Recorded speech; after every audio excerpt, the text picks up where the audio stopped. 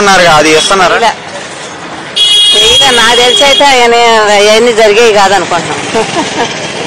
జగన్మోహన్ రెడ్డి ఉన్నాడు జరగాలంటే ఇక జరగవండి, ఇవన్నీ జరిగేవి కావు అంతే. ఆయన ఉన్నది వేరే అది. జగన్ గారు ఉంటే బాగా జరిగేది అంట. జరిగేది మాకు తెలిసిన వరకు అది ఉంది. మాకు ఇళ్ళ చోట్ల ఇచ్చాడు, ఇల్లు కట్టించాడు, మాకంతా బాగానే ఉంది. కాకపోతే ఎవరు చేయలేదు వాళ్ళు వేలాలి అంతవరకేనా కదండి, ఎవరిని తీసేసి అనకూడదు కదా.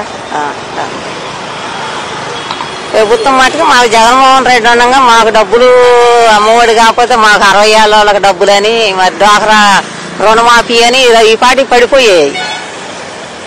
ఇంకప్పుడు ఏమన్నా మాకు తగ్గోళ్ళకి ఏమి లేవు. చంద్రబాబు నాయుడు గారు కరెంట్ ఛార్జీలు పెంచనని చెప్పి హామీ ఇచ్చారు, మరి నిలబెట్టుకున్నారు. ఎప్పుడు నిలబెట్టారండి? ఇంకా తిప్పి 50 100 పెంచుతుంటే ఇప్పుడు భాగ్యానికి ఇప్పుడే 100 పెరిగినాయి.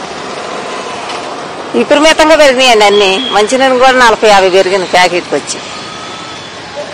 ఇవన్నీ జగన్మోహన్ లేదు అసలు.